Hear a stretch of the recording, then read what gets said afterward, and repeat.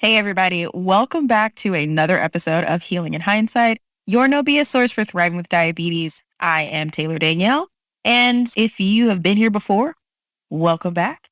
If you're new, welcome. I hope that you enjoyed the show. If you've been watching or listening to past seasons, I'm really excited about this season because I have a lot of great people and stories and updates just to share. So with that being said, today we are connecting with one of the kind of bigger nonprofits in the diabetic space. You probably have heard of them from Beyond Type 1. Anybody know Nick Jonas? Anybody? Jonas Brothers? Anybody? Yeah, that's him. He is one of the board directors and founders of this because he is a type 1 diabetic. But what a lot of people I've found don't know is that they actually have a whole separate branch dedicated for type 2. Now, when I say dedicated, I don't necessarily mean that no one who is not type 2 can be a part of this group. It's just they took and decided to have an initiative that included type 2 because there is more than one type of diabetes, more than two types. But the idea is to create a community that allows those who may not be insulin dependent an opportunity to have resources, connect with other people, and just have a space to learn, as well as their friends, family members, and caretakers about life as a type 2 diabetics. And what I really love about the Beyond Type 2 branch of this is that they really focus on positive impact. Because as being a type 2 diabetic comes with its fair share of not so nice stigmas.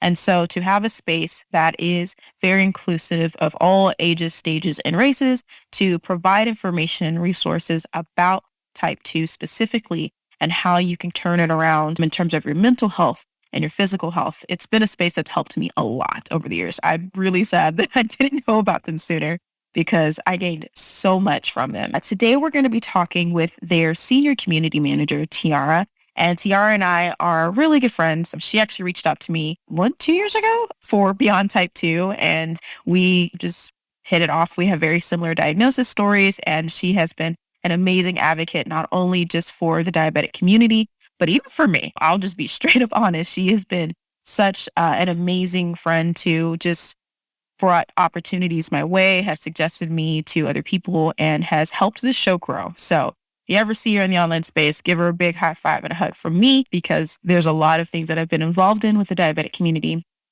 Honestly, wouldn't have happened if she hadn't said, hey, take a chance on this lady over here. So thank you, Tiara, so much for your advocacy for the show and for myself and for everything that you're doing. Your passion for our community is beyond obvious, pun intended. And I am just so excited to see what else comes from the organization as well as yourself. Yeah, I think I'll just leave it there and let you guys tune in. She says some amazing things. And of course, please make sure that you check out the show notes for all of the amazing resources that Sierra has shared with us today. And I'm excited for you guys to listen to it. Let's do it. Perfect. You're listening to Healing in Hindsight, your no BS source for thriving with diabetes. What's up, guys? I'm Taylor Danielle, and it's my goal to help millennial diabetics like myself live an amazing life without your diagnosis getting in the way. I get it. I was diagnosed back in 2015 with type 2 diabetes, and it was really hard to find people around my age to understand how to travel, socialize, or even have meaningful relationships. But I feel like with a focus on mindset, perspective, and nutrition, together we can take back our health and our lives. Consider this the red table talk, but for diabetics. Minus the entanglements, though. So let's do it. Hi, friend. It's so good to see you. Good to see you too, Taylor. It's been a minute. Man, I feel like I tried to get you on the show previously, and then we've just been dancing around each other in other areas. You've been such a big cheerleader and support system for me. So I have to first say thank you. Seriously, some of the things that I've been able to engage in along with some ventures with Beyond Type 1 and Beyond Type 2 have been because of you. So I am truly grateful for your support and for shouting me out whenever people are like, hey, what should we have for this? I don't know. You're like, sometimes when people are looking for people with type 2 to talk to, I always have a roster of people and you come up a lot. And other people who've met me in the industry know that if I see something for someone else, and if I think they'll be like a great fit for that opportunity, I do not hesitate recommending. But I think that honestly speaks to how great people in the community are and how many great advocates there are. And you're definitely one of them. And so it's just been fun to watch you and your podcast grow. Like I love scrolling on Instagram and seeing how you have someone new and just how you're just remaining consistent with like publishing and just putting out content. Yeah, it's hard. I appreciate that because y'all, it's hard. It's hard. It is hard stuff. Don't let it fool you. You do it with a smile, which is just like, how is she doing all of it? You know, and you do it all. Just cry a little on the inside and drink a glass of wine and hope everything will be okay. But in all seriousness, it's always fine for, or at least for me and a lot of people. Listen, that was one of my favorite things. And when you're first learning what are the do's and don'ts, can have, can nots, and then later on I was like, oh, I can have anything. I just need to learn how to regulate it. But that was also how you managing your life. Exactly. But I was very happy. I was like, oh, red wine's a good thing. It can help some things. I was like, oh yeah. Okay. What if it helps with like heart health? Yeah, heart health. Apparently it can help lower just a little bit depending on the type. I'm like, I can get with that. Now I probably shouldn't finish the whole bottle. I'm good for that. So not the whole bottle. Yeah, I gotta scale back there. That's learning opportunity. Stella, thank you for having me on your show. It really is an honor, and it's been great to see you get involved with BT2 as well. Yeah, I'm really excited to dig into it. Before we do, because I know you, but I'm going to assume that someone out there doesn't. So I would love if you could just introduce yourself and tell your diagnosis story, and then we'll jump into some beyond type stuff. Cool. So hello, everyone. My name is Tiara Smith. I have been living with diabetes for a little over 4 years now. I was diagnosed a few days after the 4th of July, misdiagnosed with type 2 diabetes. I am also the senior project manager of Beyond Type 2. So I've been with Beyond Type 2 since it launched a couple of years ago, almost 3 years ago. In my diagnosis story, like I said, I was misdiagnosed with type 2 diabetes. The symptoms I had were they were pretty noticeable by the time I was diagnosed. I lost a bunch of weight. I was drinking like 1 gallon to 2 gallons of water a day. I had leg cramps. My edges were thinning, like my hair was falling out. I had some other issues, like I was hungry all the time, using the bathroom all the time. So pretty much all of like the symptoms of diabetes. And I've also told this part of my story elsewhere, but like I had pre-diabetes when I was 18. I have battled with my weight. Let's say I'll be 30 later this year. I've battled with my weight for almost 20 years since I was in 6th grade. I had pre-diabetes when I was 18 after my freshman year of college. And that was like definitely a wake-up call for me because I was 18 and my knowledge of diabetes at that time was, oh my God, you're going to get something cut off, or I'm never going to be able to live a good life again. But unfortunately, like the habits that I had to put my glucose levels back in normal ranges did not stick with me and ended up gaining even more weight back, but didn't have diabetes. And it wasn't until I was 25 when I got my misdiagnosis. And the reason why I say it was a misdiagnosis is because about 1.5 years, 2 years later, I was talking to an endocrinologist. I was going to see an endocrinologist for the first time. And she guessed my symptoms, or she guessed that I had type 1 diabetes over email.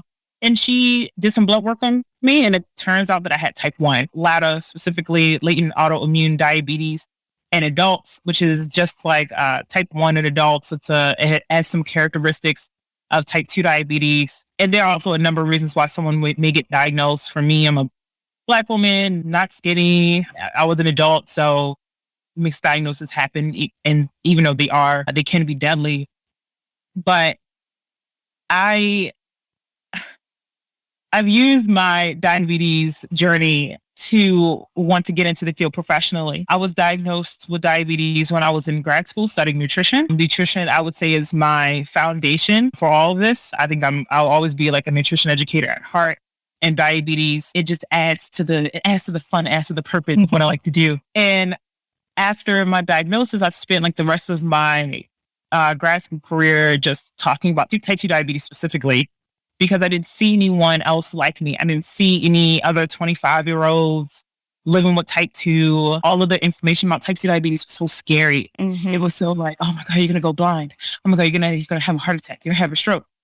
All the things that, are at risk still, I have type 1 diabetes, but I wanted to find people who were talking about it in a more positive light. Find people who had real practical advice or resources other than just eat well. Because my doctor, he gave me the pamphlets that most people get and very little information on medication. Mhm. But he was like, just eat and go home. And I'm like, I already eat well. I've done this health and wellness journey at that point, I think for 4 or 5 years at that point. So I knew how to eat healthy. I was studying it.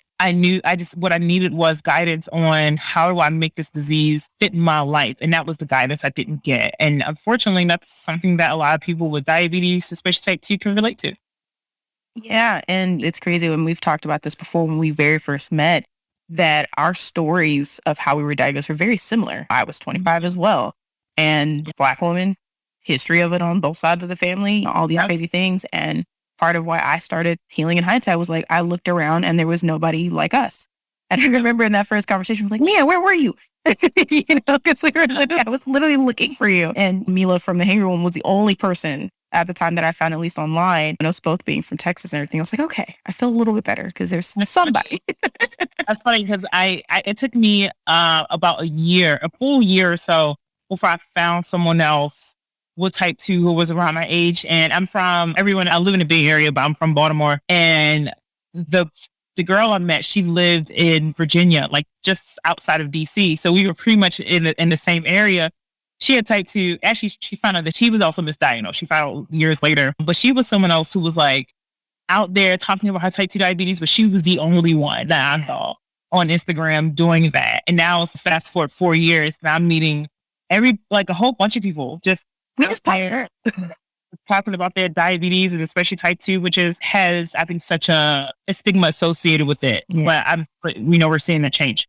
Yeah. And I have to also thank you there because what I didn't realize, because I know Mila went through the same thing and a couple of other Black women in the space of being misdiagnosed. And when we were talking about how similar our stories were, I was like, oh shit, I need to go make sure I got the right diagnosis. Hold on, doc. Let's work this out. And so I did. I was like, can we triple check all of this? And even now, one of my guests from last season, she has Modi. And I'm like, what? Yeah. They keep popping up. And you're like, wow. The doctor find out that you have type 2. Yeah. I'm classically type 2. Yes. And it's still funny because it's such an evolving disease. I still don't think it hurts to be like, you want to just run the numbers real quick. Like I've gotten so used to just asking for tests now because a big part of my journey was learning to advocate for myself. I didn't see an endocrinologist till literally this past year. I didn't know I was supposed to until I was talking with other people in the community because I know a lot of folks with type 1. That's like the first person, if you're immediately diagnosed with type 1, that you go see. But if you're not and you're misdiagnosed and they're like, oh, your primary care physician can fix all that. And you're just like, I had no clue. And in the 6 months that I've been seeing one, my A1C has dropped significantly. And I'm finally on the horizon of possibly being able to manage without medications. That's a goal that I was like, can I do this? I just want to see if I can. I used to hate my medication. I used to feel like it was an ugly type of crutch versus training wheels, which is how I refer to medication now. And I was so gung-ho about coming off medication that I was making myself sicker because I was just treating it like, any other diet cultural thing is just, if I just fast for 20 hours and try all these different diets and it'll be fine. But rather it's just, no, this helps me get through my day. This helps ensure that my body is running properly and I'm appreciative of it. If I get to a point where I don't need it, great. But if this is all I ever have to do for the rest of my life, I'm okay with that too, because it means I'm safe. I mean, I know, and I'm still very much in control of that in some form or fashion. That's a big thing to say. I think there's always, like I said, there's a stigma associated with type 2 diabetes that if you're on medication, especially if you're on insulin, that means that you've failed at managing type 2 diabetes. And that's just not true for all the reasons that you said, because it's there to help you in your quality. It's there to help you manage your day to day. And it's helping you to make sure that you are reaching your glucose targets and make sure that you're reaching your A1C goals, because I don't think anyone listening to this podcast is unfamiliar with some of the complications that are related to diabetes, and medications are there to help you delay or prevent that. And there's no shame in needing medications to care for yourself. Yeah. One of the balancing acts that I found, and me and my dad talk about this a lot, is, we understand that the medical and pharmaceutical industry is big, it's vast, and there's some stuff that needs to change with it. But at the same time, we have to find reason and do our own research of, okay, if I'm going to take medication, sure, like I know being on metformin long term is not great. So what can I do to make sure that the good qualities of the metformin that I'm taking is working while also shoring up, okay, am I flushing my liver, my kidneys out? Am I doing the right things to ensure that those long-term effects don't or have very little opportunity to manifest? And then getting second opinions. I really thought that when I went and saw a doctor, like that was it. There was no need to go see anybody else until I did. Until I started asking, like, this just doesn't sound right. This just doesn't seem right. And obviously, especially if you go into chain clinics, they're under their own stats that they have to meet. They have to see so many patients a day. They can only have, and so I'm like, you're under unrealistic expectations as a doctor because not everybody can go private practice like that and thrive. Okay, if I can't see somebody and having a long, extensive conversation, who can I see? And maybe that will be the route. And now I know how to operate in those faster clinics. I have a list. Here, doc, I know we only got 20 minutes. Here are the things we need to talk about. I don't want to talk about nothing else. If it's not, they say it. That's a great strategy. Yeah. That's something that I think for pretty much every patient, no matter if you have diabetes or not, but especially if you have type 2 and the primary care provider is the only person that you can see, it is helpful to make sure that you go and armed in with questions and it is okay to ask those questions where you don't have to feel like, oh, I should know this, or I feel incompetent, whatever, those things that we can internalize when we're faced with the medical provider. I know sometimes I have to work through those things myself when I talk to my care team, but I'm there to learn from them because they're the person who has all of my information, and I know I can make this appointment more productive if I come with the things that matter most to me, instead of going in, hey, Taylor, how's it going? It's good. You have any questions?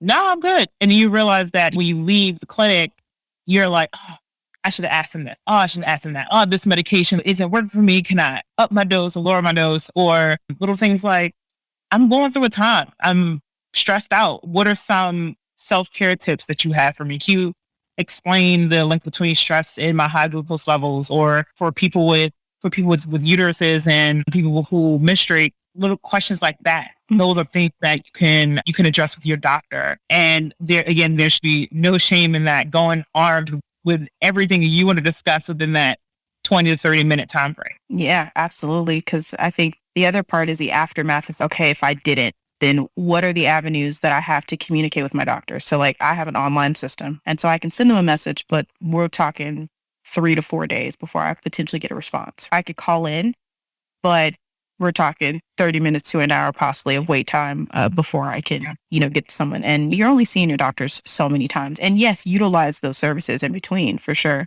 Yeah. But those like My Chart or My Health. Yeah, it has. Those are so useful. I use them all the time. I'm like, hey, doc, I have a little bit of chest pain when I'm running. Should I be running? And it's, what are you doing? And my doctor, I think it'd probably even convenient for him because she doesn't have to come in. I don't have to take time. Like I can just respond really quickly and then be on my way. And as a patient, I'm like, that's convenient for me too. Yeah. I don't have to take time of my day to go to the clinic or sit at my laptop and try to open up my computer and sit here and talk to you. I could just literally connect with you on my phone. Yeah, I definitely appreciate those services. And that's what I use for like my in-between. Hey, there's this weird what's good. But when I know that it's, okay, here's a big appointment time, like I like to do it when I get my reminders, because the reminders usually come in a day or two before. And then that's cool. Okay, write down all the things. What can I consolidate down? And what are the absolute need to knows? It would be nice to know depending on the time or whatever. And sometimes I'll just walk in hand with a piece of paper if I have the time to even go that far. I'm a paper nerd, so I will neatly print things out. I like color code. I'm that person. But if I don't, then I at least have it on my phone. I'm like, hey, I want to talk about these things. I love all of that for sure. Yeah, I was going to say, like, I know we just got off on a tangent, but yeah. Good tangent. Hey, I told you I'm all for tangents. They help us because we're just in the flow of things, and I love it. But of course, definitely want to talk about your association with Beyond Type 2, which is owned by Beyond Type 1, but they branched off to do this whole separate organization to really focus on Type 2, which is one of the things that I appreciated when I first heard of it. And it was crazy because I had seen everything about Beyond Type 1 and I immediately wrote it off. I was like, nope, not for me. And then you reached out to me when I first started the show and I was like, wait, are y'all, oh, there's a whole section for me. So I was really excited. And I love the site and I love the blog. And I feel like you took the blog aspect of it to levels that I was hoping to do with this before I discovered my medium is just talking. And I've appreciated all the stories and things that you've collected and the advice and endless amount of resources just for type 2s, because I know reading into the life of having type 1 can be overwhelming. I don't have some of the same experiences as you guys, but it's nice to see that I can go to any of those places to learn whatever it is that I would like to learn. So I would love to know how you got involved with them and the history of Beyond Type 2, because it to me just seems like it came out of nowhere, but I feel like it's been around. So that's a great question. So first for context, like Beyond Type 2 it's a platform of Beyond Type 1. So it's not a separate organization. It's just one of our different platforms that people can find on the Beyond Type 1 website, or they can go directly to beyondtype2.org. And yeah, so it's funny. I met my current boss and the amazing CEO of Beyond Type 1, Tom Shear, at a conference, the formerly known as the American Association of Diabetes Educators, now known the Association of Diabetes Care and Education Specialists conference in Baltimore, which is where I'm from. And we got connected there, and I was informed that there was going to be some sort of type 2 component, but didn't know exactly what that would be. And I was asked, I think, to be like an ambassador at that time. But then I was actually working at a Medicaid NCO, and we were going through a series of layoffs at the time. So I needed to find a new job. And I've always wanted to move out west and to do something in diabetes, but I was really looking for jobs in the Baltimore, DC area, doing health education, going out into the community. And Tom reached out and asked me to apply for a new position that they were creating, and it was for Beyond Type 2. And I interviewed, and I just fell in love with the vision of the organization. I felt when I was going through the Beyond Type website that it was different. They talked about diabetes in a different light. And I knew that I wanted to talk about diabetes, type 2 diabetes, in that same perspective. And also, for context, at this time, I did not know I was misdiagnosed yet. So I was still living and being treated as a person with type 2.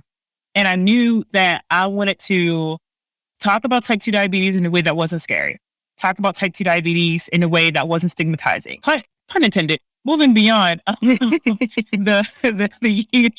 usual aspects of talking about type 2 diabetes, like people getting the pamphlet and saying go home. Like, no, don't go home.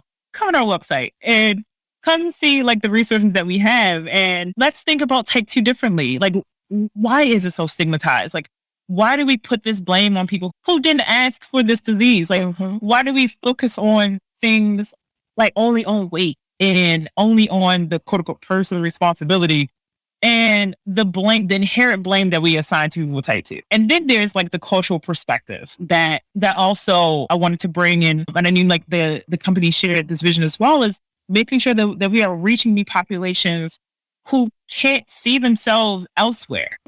And how great would it be if you're a person with type 2 and you come and you see someone like you, because I know we've had you on a couple months ago earlier to discuss things like hypoglycemia, or like how awesome would it be if you saw an older gentleman with a CGM on their arm? Like, how awesome would it be if you come to this place and feel like, oh my God, this is the information I'm looking for. This is the information I'm not getting anywhere else.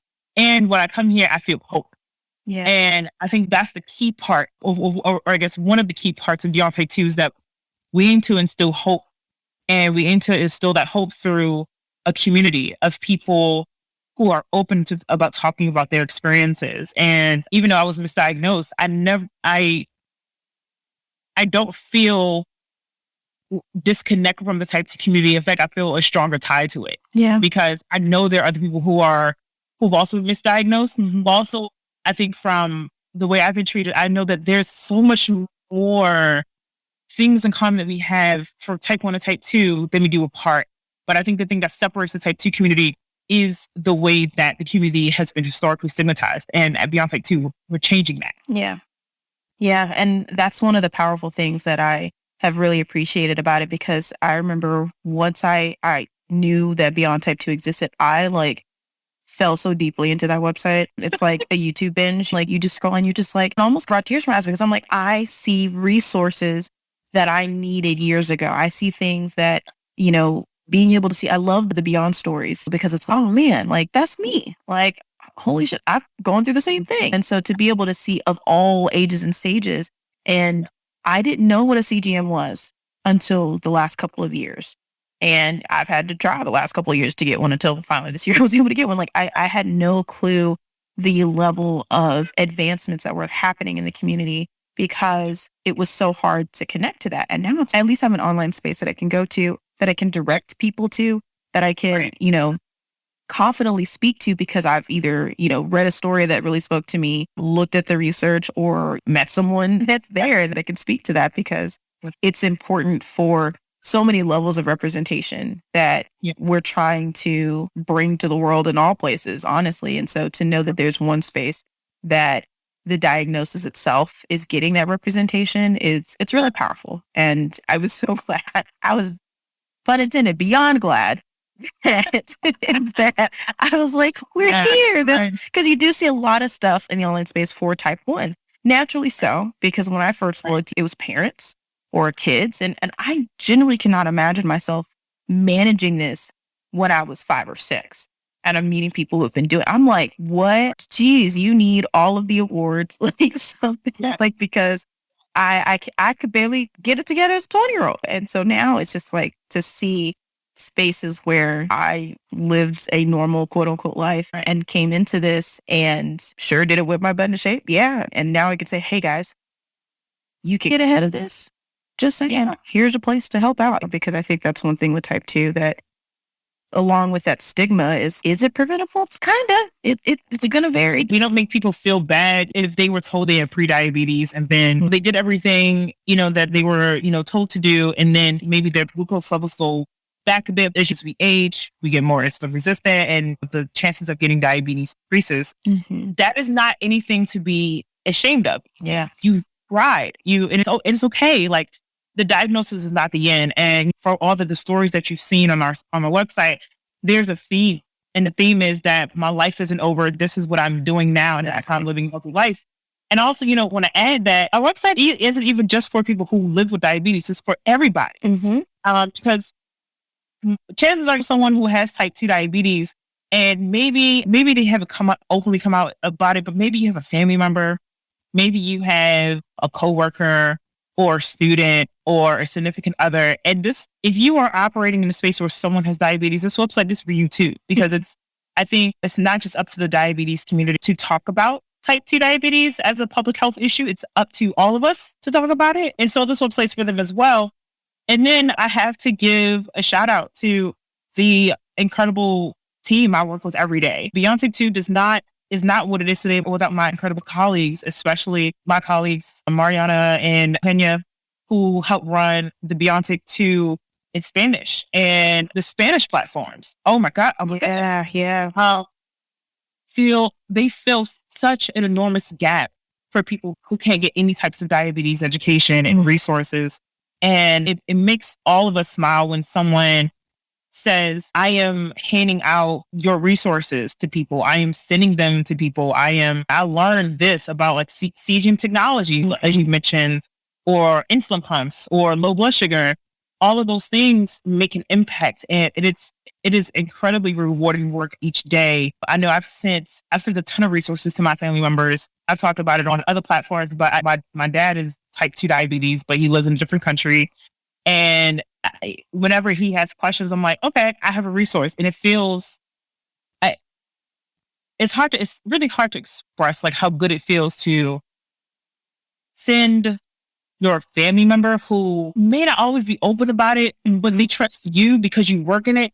And you're like, I got you. Here, check out this resource. And if you have any questions, let me know. It feels good when people say, I have more productive conversations with my doctors now because I learned something from your community. And it's great to see people within our community help each other. Yeah. So obviously I'm very proud of you should be. You should be. It's an amazing thing that you're doing and that you're helping to push. And you said one word that is really stuck out for me, which actually leads to my next set of questions, is community. And I think when you don't feel it, because when you're in that doctor's office, you're by yourself and you're receiving all this information. And even for my parents, like they had stuff to share with me, but not much, because they had me and my sister when they were in their late 20s and 30s, and they didn't live by themselves and do all these other things that I'm doing now. That's completely different for them. And so to know that, okay, I can hop into this space, or I can read the comments here, or I can go here and connect with people who just get it. Because sometimes you just need some people who get it. And my partner is not diabetic, but even now he's still learning. When I got my CGM, it was just like, okay, he had to understand what the different buzzing sounds were. Like, does this mean I need to check, or did I just lose signal? All these things, and what does it mean? And hoping that Freestyle will hurry up and release the app so I can share him with it, because it was first. Oh, it finally approved it? Yeah.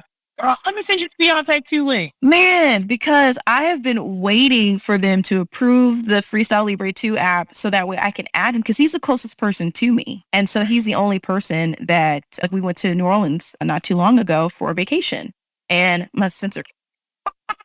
And so I blame it on all of the humidity because it was just melting there. But like, he knows how to use my manual glucometer, and he knows what the different numbers means. And we don't put that responsibility on any of our friends. Now I do have friends that are nurses, so that helps. But, knowing that he knows this information, so if I'm incapable at any point, someone can either contact him, or if he's there, like, he knows how to direct people, like, hey, this is it. Right. Hey, or now I can pull up his phone and be like, hey, this is where she at. She's okay. All these things.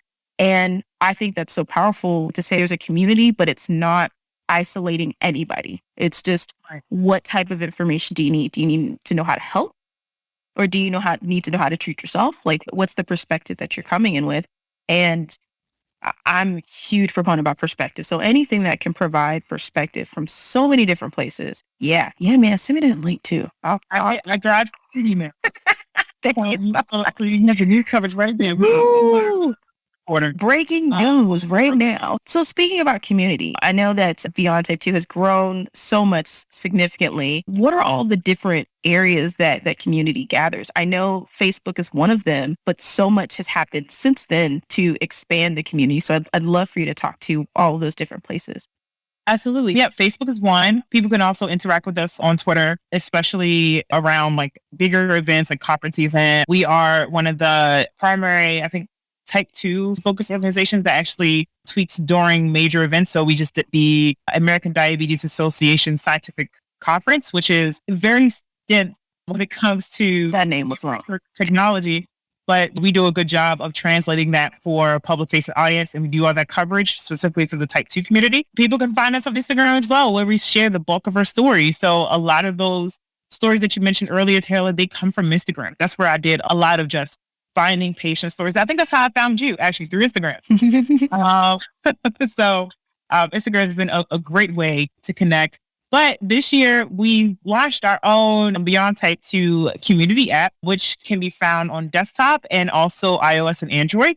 And it's a closed community where people can come in and they can have a safe space to share their stories. They can share resources. We share our own resources in there. We do polls. We do meetups. I think we've done a couple of giveaways so far. And that community it is growing so fast. Yeah. And what we found was that when people feel safe in an enclosed community, like it's, oh my God, I can finally be myself. Mm-hmm. And people talk about different things. And it's not always like the happy-go-lucky stuff. People feel safe enough to be vulnerable about the bad days too, which I think shows how strong the community is when people can lean on you when they're not having a good day. People can talk about maybe they're struggling with their blood sugars, or maybe sometimes people tell us to always eat, but sometimes you just don't. Sometimes you feel burnt out by diabetes and you need people to lean on. And that's the great thing about the Beyond Type 2 app. And except desktop, Android, iOS. And again, it's not just for people with diabetes. We do have a section for caregivers as well. So if you're a caregiver of someone with Type 2 and you want to get some insight, definitely come join that community as well. And then we have a section for people who speak Spanish too. Yeah, the app has been really awesome. I was excited when you guys launched it because we're in our phones like I feel 24/7 all the time. We're on some type of electronic device. I don't know if you've experienced this, but for me personally, a lot of the Facebook groups that I was in, and I joined a kind of different mixture. So I had a couple that were like women in type 2, and then there was like a whole reversing type 2 group at one point, and then like just a regular diabetes group. And then of course you have all the different diets that go with it. So you have the vegan diabetics and the keto diabetic, no, you're right. So I had been in those spaces for a while, but they were really toxic. And I hate saying that. I really do, because it just became this like gladiator style tear down when you're like, hey, this is what I had today. And someone's like, oh my God, you ate cereal? What? Yeah. You know what I'm like?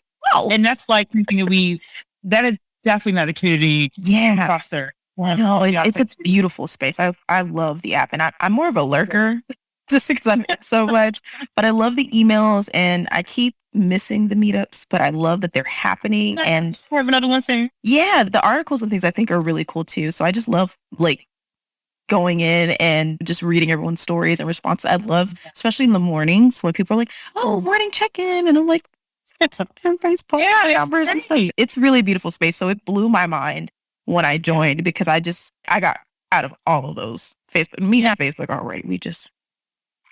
That's another story for another day. But to know that, oh my God, here's a space. Here's a space. And y'all are active in it too. And sometimes I think you feel like companies will create these spaces with good intention, and then they just phase out because it's just like too much. But you guys are active. And I think that's even bigger, a big thing to notice, because you want to know that the people that are building these things for you, these spaces for you, are still standing with you in that. And yeah, for sure, guys, I will definitely link the app to you guys, because it's one of my favorite ones for sure. You know, I have to give that, a lot of that is due to the dedicated work of an amazing team. My colleague Tiana, who is, I love Tiana.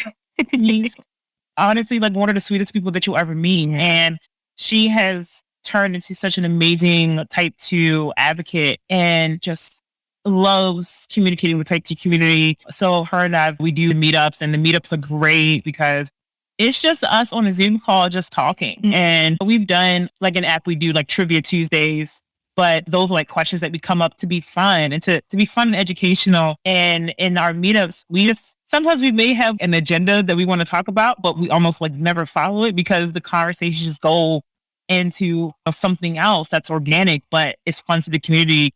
And we like to laugh a lot. So the thing about diabetes is that diabetes can be very depressing. It can be just such a downer to talk about. And we really try to take the approach that we're going to acknowledge that we all have bad days. We all acknowledge that we have different situations, but we're going to find a way to laugh and find joy and find comfort in each other. And that's one of the best things about those meetups. And our meetups are like maybe like an hour long, but those hours, they fly so fast to the point where sometimes we're like, does everyone have an extra 5 minutes or an extra 10 minutes to stay on? Yeah, chit chat. And you just having a good time. It's relaxed. There are no expectations. You don't even have, if you don't want to talk, you just sit back and relax and just watch us talk. But it's meant to be a space where you can just come in and let your hair down and be comfortable, be open. It's a safe spot. It's a safe space. Yeah, just join it, guys. I actually enjoy the emails. I normally never say that. You immediately go into something that you sign up for and you like turn off all the emails. So please don't blow me out. That's our newsletter. But I enjoy this is one of the only things that I've actually kept the email notifications on, because if I don't immediately go to the app, it's like a perfect rundown. I love when I see like the question of the day, and it's nice because it even makes me check myself. Like I try to be very intentional with my mornings and try to give myself space to really ground myself. And for all the spiritual people out there, just really get your spirit in line, or just mentally get yourself prepared for whatever you're doing. And sometimes I jump right into work and then I'll see that email and it'll be like the question of the day. And it's, let me pause for a second. Let me think about this. How can because I still have to remember that no matter what I do, the choices that I make still affect my diagnosis. So if I start off messed up in the head, then that might bleed out into how I take care of myself. And I don't want that. That might lead me to, I'm just going to get the sugary thing from Starbucks and I don't care if my CGM goes off. I'm just going to ignore it. Like it can really influence those decisions. And so that's what I appreciate about the effort that you guys put into it, because it's literally stopped me from, because you make decisions in less than seconds and that could throw off everything. Sometimes I'll be driving and I'll be like, I'm really hungry. But I have food at the house. And then as soon as I see like my favorite like spot, I'm like, stir. Yep. Right. I like how you said to check in with yourself. And it's an empowering thing to be able to do. We try to empower our type 2 community to do just that, but also to not attach your personhood to your decision at the time, and definitely not try to attach your identity to the number on your meter or your CGM, because that has nothing to do with you as a person. And we try to tell people like, you can begin again. Tomorrow's a new day, or it's about the next decision. Forgive yourself for, even if you do know better or quote unquote know better, and you don't do better, that's fine. Don't beat yourself up over it. Move on to the next thing. We try to get people to be easier on themselves, because the world is already hard on people with type 2 in general. Mm-hmm. So we try to get people to feel empowered. And I think when you do that, you actually are a better advocate. You give people permission to be kinder to themselves as well. Yeah. Oh man, that permission thing that's so huge, and I'm going to try to keep this concise, but when you're little, you're always asking for permission, right? Right. Because you don't know any better, and for good reason. And you have people around you that are supposed to help guide you to learn the critical thinking skills to make decisions for yourself. But I don't think that ever fully leaves us, because we're so used to, I need somebody to give me the green light. And especially for female or female identifying. And I think that's the beauty of it, is that reminder that, hey, you really don't need anyone's permission to take care of yourself. You don't need anyone's permission to have that moment. If you need it, like, you are your own person. Your journey is unique, and you do what you need to make you feel right. And yeah, I actually used to love to get those joke citation notepads, but like the nice ones. Hey, you did it was like for random stuff. And people like, aren't you supposed to get in a word? Like, no, you need to be acknowledged that, hey, I see you handling that chaos over there. You need to know you're doing great. Like, stuff like that. And the thing is, if you're type 2, if you're first type 2 diabetes, you're listening, you're doing great. Yeah. You're just one day at one, like my philosophy, not just for diabetes care, but just overall health and wellness, is one day at a time, one decision at a time. If you're someone that struggles with things like emotional eating, or you're suffering from diabetes burnout, or whatever's going on in your life, just one at a time. One, and not try to focus too far in the future. I may mispronounce this, but catastrophizing something that hasn't happened yet. Yeah. Or spending too much time in the past. Wondering, I wish I'd done this. Really focusing on the present, and just worrying about what the next right move is. That's an Oprah quote. What is the next right move? Listen, them cognitive disorders. I think that's probably one of the favorite things that I've learned, of just like the mental psyche and how we take chaotic things and think about them. And yeah, that whole disaster mode, like, oh, the sky's going to burn down as soon as I do this one thing. It's just, nope, that's disordered thinking. Bring it back. It's okay. Yeah, that's great. So I want to get into really quickly, before I let you go, because I know you've just been so gracious with your time. What are things that we can expect that are coming? You guys launched the app. The community is growing. I love the community talks. I got to be a part of one. That was really fun. So what's in store for Beyond Type 2 in the future, especially as things try to find a new norm and stuff like that? Will the meetups ever get to an in-person stage? More events? That's a good question. So as far as, again, in-person meetups, we're not exactly sure yet. We see that cases are rising with coronavirus. We definitely want to be safe, but we haven't really gotten into those kinds of discussions. We do have monthly virtual meetups. Highly recommend everyone join so we get those notifications. Otherwise, you may be able to see those notifications on Instagram or other social media. Tiana and I, sometimes we like to do like a demonstration, like we did a cooking demonstration in the app, which is fun. That was so cute. And it was basically like just me and Tiana just like making like a chicken salad. I think we made a chicken salad with a spring Moscow mule, which are recipes on the Beyond Type 2 site. But I think one of the major things right now is that we have these new to Type 2 starter brochures or pamphlets for people with Type 2 diabetes. And it, again, meant to give you a glimpse into the things that we talk about. It talks about the different medications, mental health. There's a story in there from one of our leading advocates, Bill Santos, one of the first people we featured on Beyond Type 2, talks about basics of checking your blood sugar. And those are meant for people who aren't necessarily on the or in the diabetes online community. The goal for that is to get those out to people on the ground. Because while I think if you're listeners, you're probably familiar with the diabetes online community, but there's so many people with type 2 who aren't on Instagram or Facebook or Twitter. We use these pamphlets to reach out to those communities. We've sent out a couple already to a peer support group in Houston, Texas, and another one that was used at a community event. If you're someone that wants them in English or Spanish, just let me know. We're happy to send them out for your next event or in person. That's awesome. I'm going to keep a mental note of that whenever. Yeah, and we have digital versions as well, both in English and Spanish. So that's so dope, man. I'm really excited for this because ever since being aware the branch, if you will, it's just grown and it's continued to just provide more and more. And so honored to have been a part of some of those initiatives. And like support from community members like you, Taylor. It means so much to us because of a lot of, like, for me, myself, I'm also in the community. So I guess what I'm saying is I hope to help foster a community that I wish I had when I was diagnosed. Yeah. And also the community I want now. Yeah. One that I can feel vulnerable in and that I can go on and be like, y'all, my blood sugar's been mad high for the last 5 days. I am just not on it. And I feel like you mentioned this earlier, but like sometimes diabetes can feel like you're on like the hamster wheel. You just like going. And then sometimes you can just fall out of the wheel and you just want to lay there for a second because getting back on the wheel, it could bring you anxiety or stress, especially if it's a routine that hasn't been working for you. Sometimes you need a new perspective on how to move past where you are. And I think that's the beauty of type 2 community like ours. Yeah.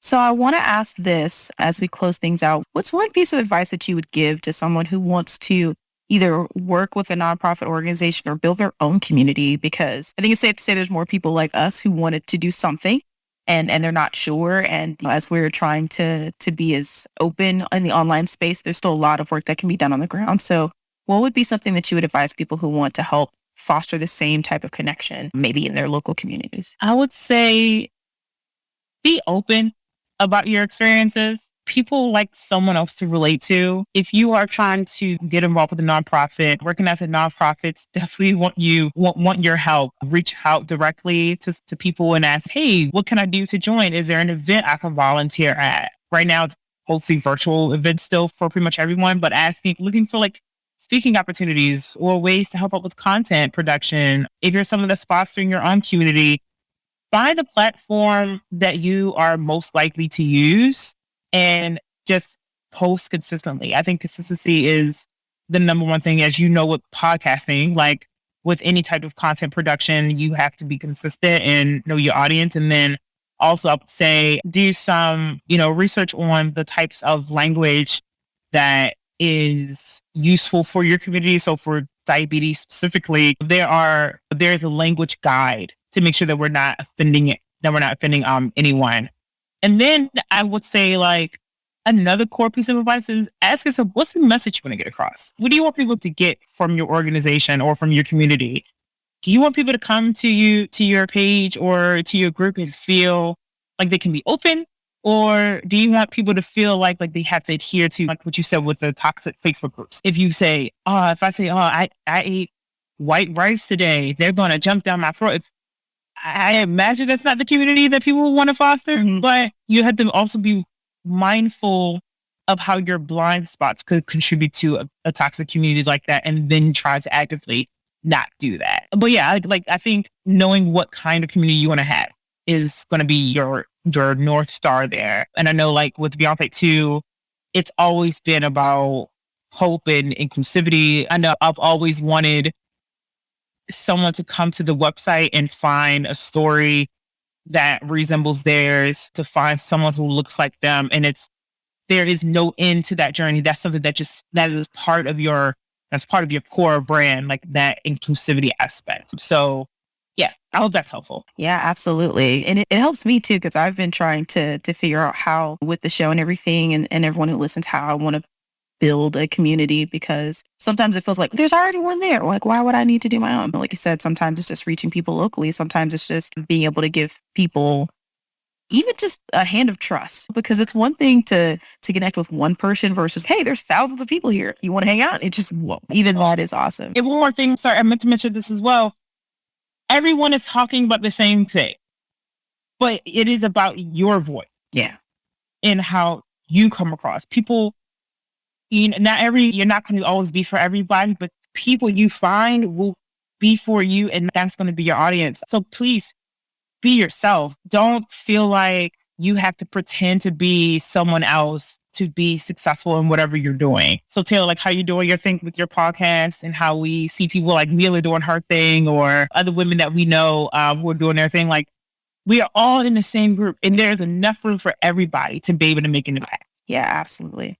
Snaps on that. Drop the mic. She shut it down. I don't know. What else is there to say? Oh, I know. Where can people find you? How can people connect with you or with the Beyond? I'll just say Beyond organization, because there's, I feel like there's going to be like a Beyond all types, or Beyond Beyond fill in the word, and it's there. Jokes that we had made so often. I would say, like, people can connect with us beyondtype2.org for a bunch of resources. We have resources on technology. We talk about different types of medication. We talk about low blood sugars, storytelling. You could find the latest in diabetes research. Like I said, we cover major conferences. I know at the time of this recording, we're getting ready to cover the ADCS conference. And we go to these things because we want to translate it for patient communities. We have resources on food and nutrition and exercise, mental well-being. So definitely go to beyondtype2.org for that. Follow us on Facebook, Twitter, Instagram. And most importantly, if you want to come interact with us in our community, come join the Beyond Type 2 community app on either desktop, iOS, or Android. And I will make sure all of that information is linked for you guys, because it's definitely an extremely helpful resource. It has been for me. I have no doubt that it will be for you. Tiara, thank you so much for your time and your energy and y'all, your wisdom, dude. Like, you dropped some knowledge bombs today. I'm going to have a hard time figuring out which part to share just to tease people with, because yeah, gems, friend. This has been awesome. And please give all of my love to the Beyond family. I know you're not the only person who I've been in connection with, but it is because of you I'm in connection with it. So you're going to be over here. So thank you. We're so glad to just be connected with you in that, and to watch your advocacy just grow and get better. So we're rooting for you over here. I'm doing it for us, because we're making waves, but there's always that on, right? We will catch you guys next time. As you already know, every Tuesday and Thursday, you can find me or me and a friend. See y'all. I don't know how I just end up in spaces with some amazing men and women who are really just trying to put their all into everything that we do when it comes to this diagnosis. And Tiara is definitely one of those people where her passion is it just radiates from her. And so I am so grateful for all the wisdom that she brought and the things she shared about this amazing space and community, with the beyondtype2.org website, to the app, to the community talks and events that they put on virtually. And it's just exciting to see this community continue to grow. I'm in there too. And I'm really excited to see how this takes off. So if you really want to support, obviously at Beyond Type 2, pretty much everywhere. Instagram, Twitter, Facebook. I didn't even know that they would like tweet and at different diabetic events. I had no clue about that. Now, I haven't been on Twitter like that in a minute, because Twitter is its own beast. And when I was on it, I was bored in college. So it really didn't, it just helped pass the time. But now with so many different directions to be in and to be engaged on, I've let Twitter, it's there. I just don't use it. So I think it's really cool that they go to diabetic specific events and tweet out just the simplest ways to understand and to break things down. Because as with any condition, the medical jargon, the technical terminology, all of that nonsense is just like, English, please, because that's not English to me. So I appreciate that they take the time to do that on Twitter. So follow them on Twitter. I love following them on Instagram. They always have great facts, resources, and of course, amazing stories of other people in the community that you can learn from and hopefully see yourself in, so that way you know you are not alone. So thank you so much again to Tiara and the Beyond Type org. I'm just going to say the org because I'm trying to deal with hierarchy things. Anyways, it's really great to just see an organization do the best that they can to turn things around and be there for us. And it's not always pretty. But I think as long as the effort is there to continue to push and advocate for change, then everybody's got to pick themselves up, brush them off, and keep going. So with that being said, I am really excited for you guys to just continue to hear the season. So many great guests. Of course, you can listen anywhere that podcasts are available, but I have to ask that if you're really enjoying the show, if you're really appreciating the type of information, stories, and people and products that are being brought your way, go ahead and head over to, I still want to say iTunes, Apple Podcast. Leave me a review.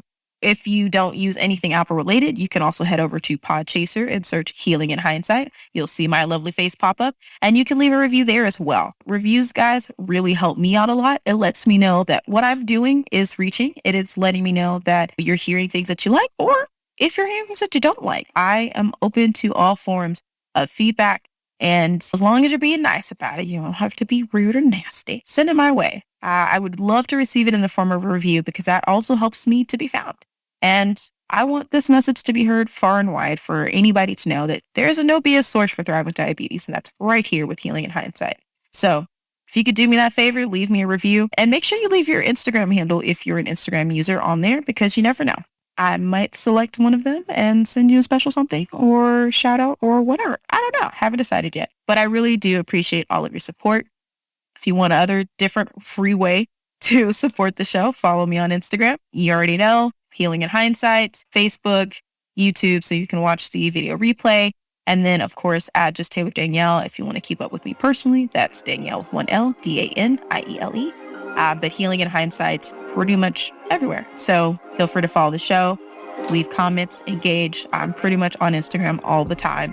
So I do my best to respond to all of your kind words, comments, DMs, and all the things. So I think that's all I got for y'all today. I don't think there's anything else. So until next week, you already know, Tuesdays, Thursdays, and on the interwebs in between. Thanks, guys. See you next time.